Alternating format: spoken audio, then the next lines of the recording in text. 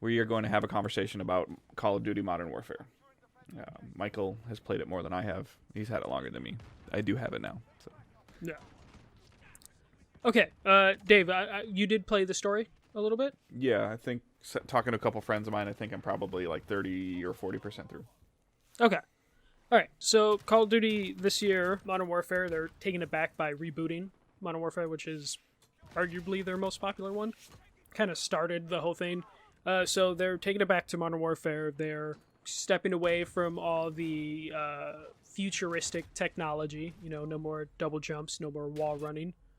And it's just a straight-up old-school Call of Duty game with the modern amenities, the improvements they've made over the last couple years. It has been one of the better multiplayer experiences that I've had this year, even though this year's been good multiplayer-wise.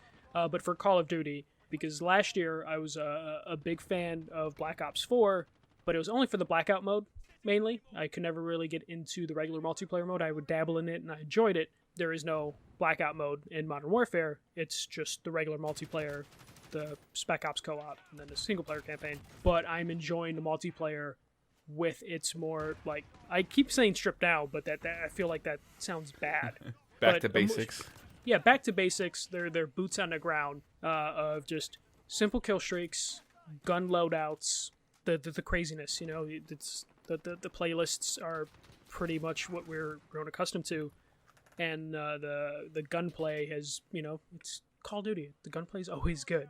It's some of the best gunplay. The multiplayer maps have been all really good so far. They did seem to have a lot of camp spots, but I don't know if I've just gotten used to it and I know how to play around the maps. When I first talked about this an episode or two ago, I was complaining about snipers, but I also prefaced it with I might not know the maps well enough, and that's where most people are complaining is those first 2 weeks is you'll find the sniper nests more than you'll find the rest of the layout of the map, because you'll get used to it and know okay, this is where I'm most likely going to get sniped, this is where I'm not, or I know someone might be upstairs, so let me go upstairs. So the maps I've gotten used to and I've enjoyed. I really like just the regular kill streaks system. I'm glad that's back, and there's no operator, no hero mode. Basically, you're more working on your gun and then getting attachments for your gun, and then just customizing your weapons to your preferences. And the other multiplayer modes have been Ground War, which is their big battlefield mode, which is probably the only thing I don't like about the multiplayer.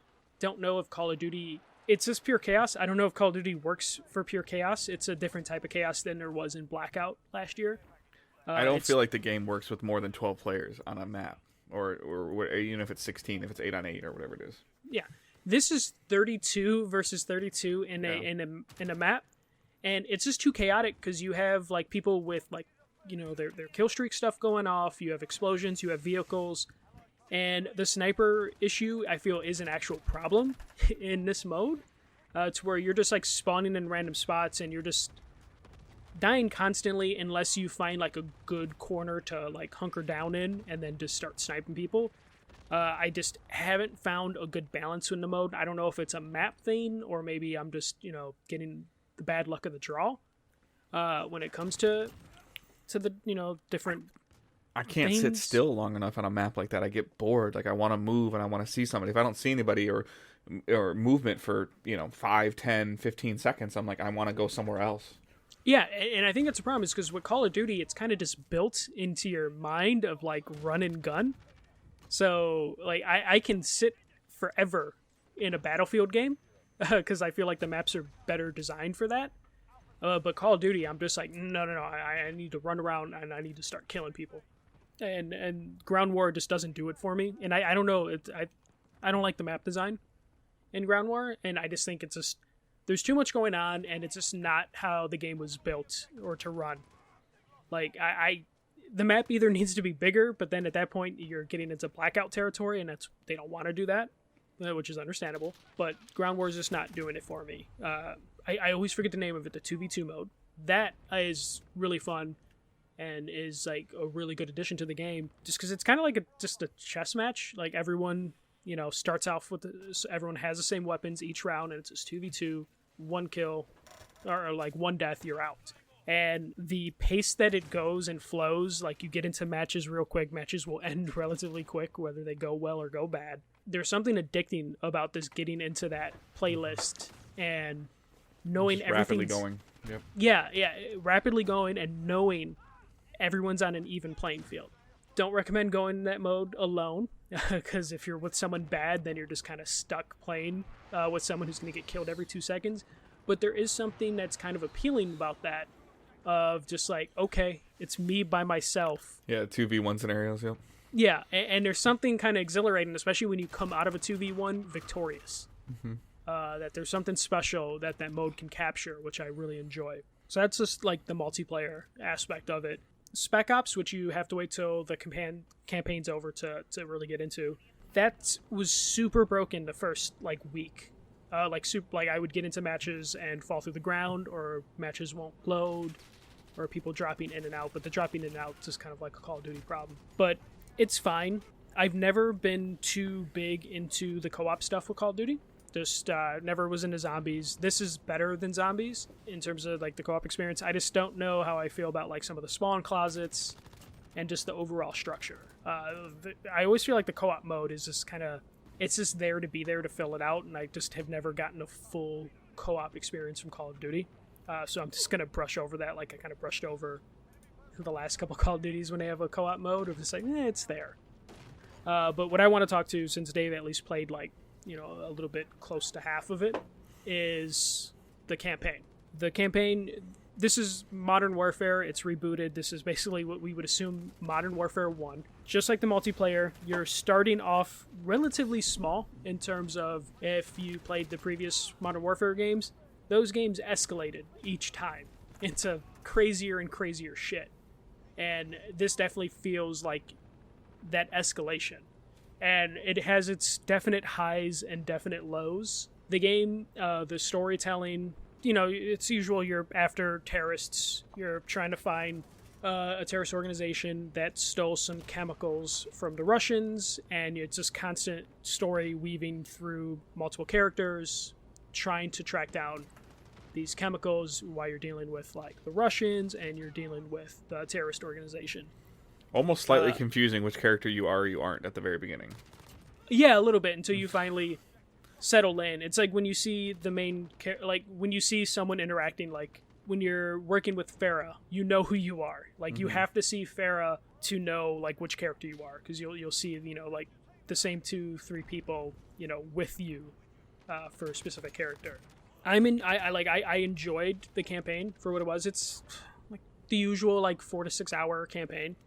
I played it in like 2-3 sittings. Nice. I think the story is, from a gameplay selection standpoint, really good. Some fun scenarios, some bad scenarios, but those are like storytelling reasons why they're bad. One of my favorite Call of Duty scenarios might have been in this game. I won't talk about it too much, but you're basically defending a compound, and I just really like the way that level was structured. I think it has some really cool moments in it. One of the few sniping missions in a Call of Duty campaign that I really enjoyed was a compound level. One of my favorite missions. Other times the game tries to get controversial, either intentionally or unintentionally, and that's where the campaign kind of falters. The campaign at its best is when it is doing the Michael Bay, action movie type stuff. Mm-hmm. It's really good at that. But other times where it's trying to either be edgy or show you like this is war type moments, I don't know if the game can execute. Yeah. Last week I mentioned like a waterboarding section where your character is getting waterboarded, and then you are moving the analog stick to move your head out of the way of the water while holding your breath by pressing a button. I know what they were going for. It doesn't work. It's not supposed to be fun, but I don't really think I need to be playing that. There are a couple scenarios where I almost feel like, even early on, where they're like, you're trying too hard to portray this message. Yeah, you're either trying too hard to portray this message, and they put you in. Me and Dave can talk about this a little bit, because I don't know if you've gotten to it. The stuff we saw at E3, did you get to that? I did. Yeah, I think the last thing that I did, I feel like, and it's been a couple days, is I went through. I want to feel like I was in a hospital with Farah, and I was like going up the floors a little bit, and and like one guy got up off the table. That's like the last thing that I really remember.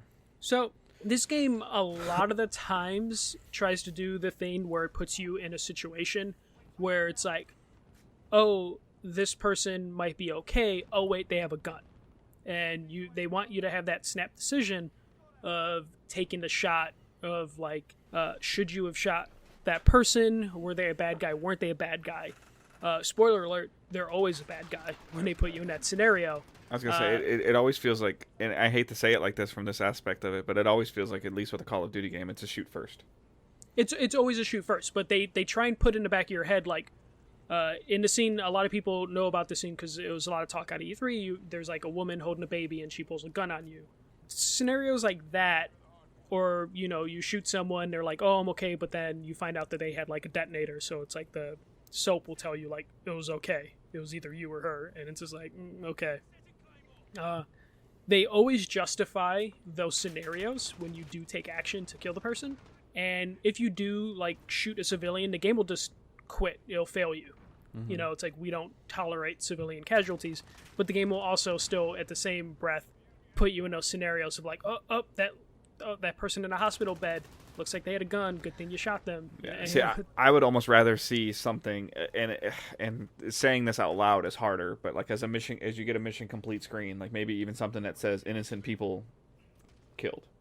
Yeah, some sort of consequence to, you know, if they want to do the like, oh, maybe you shouldn't have done that aspect, maybe let one of those scenarios go wrong, you know, because I feel like that would bring more levity to the situation than every time it popping up you're justified in your actions.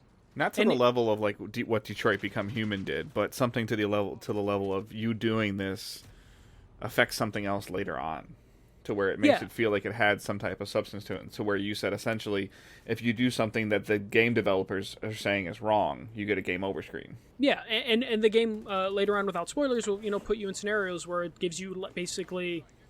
It feels like decisions, but they're not decisions. There'll be a couple of those in the game where it's just like, ooh, this seems like this would be an important decision, and then in the grand scheme of things, it's not really a decision. The story's going to continue as it was, which is like, if you're going to put those scenarios in or like ask me to make a decision, I would like those decisions to matter, because then why give me the option anyways? Mm-hmm. And it does a lot of that.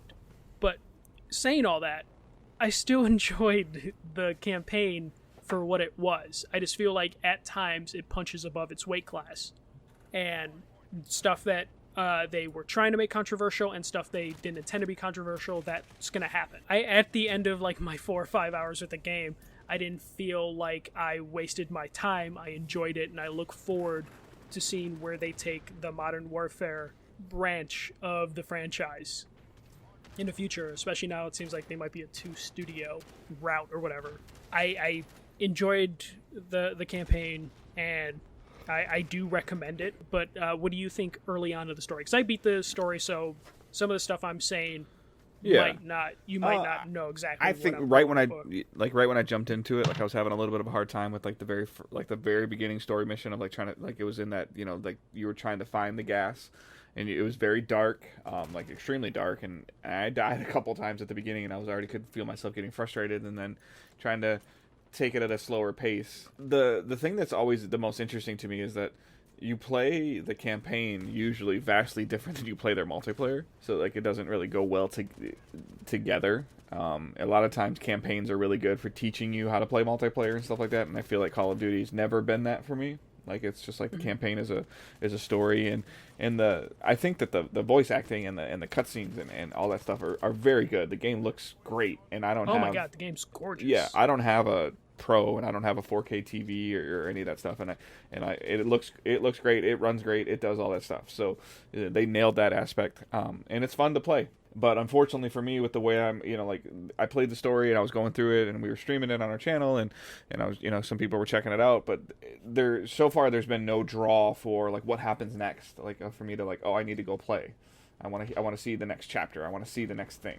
I can see that, and I think past Call of Duty games, because I know how short they are, I've been able to just get through in like one session. Yeah. And this took me like 3 sessions to get into. It's just because there were times where I'm just like, okay. I enjoyed that section. The one section I mentioned earlier, the compound section, is the highlight of the game for me, and that's like halfway through the game, and nothing before that really hit that high I got from there. Nothing hit that high after that section. Yeah, the variety of gameplay is there too in terms of what it does, different things of letting you control different aspects of the scenarios. And what I mean by that is like, taking control of a drone for a little bit, or like I had, it's very minor spoiler, but I had fun flying those remote control drones. Yeah, that was a cool section of the game. I'm interested to see when you get later in the campaign how you feel about some stuff, but the scenarios that they put you in do feel unique to this game, which is good. I mean, you have your sniper scenario and the usual stuff. I mean, it's a shooting game. There's only so many things they can do, but they do try new things in this game. Some work, some don't. I'd rather them take these chances than not take these chances. I really liked the campaign a lot, despite my issues that I brought up. This, I would say, is a solid like 3.5 out of 5. I don't think it's the best Call of Duty I ever played. I still think the co-op stuff could be better. The campaign is good, and the multiplayer is good, but I don't know if it's like the best Call of Duty's been in a while. But was enjoyable, and I did have fun playing it. And I'm going to continue to play the multiplayer. So I'm going with like a 3.5 out of 5. So it's like better than average. They did just add a new game mode and some new maps over the weekend. So yeah, and those are all going to be free, which is great. Yep. Which, as you mentioned that, I'm just like, maybe I should go with a 4.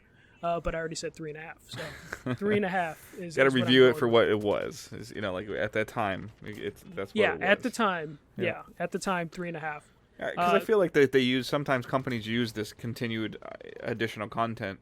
Should it have been at launch? Maybe, but at the same time, it's a great way of like, I played the multiplayer and I completed the campaign.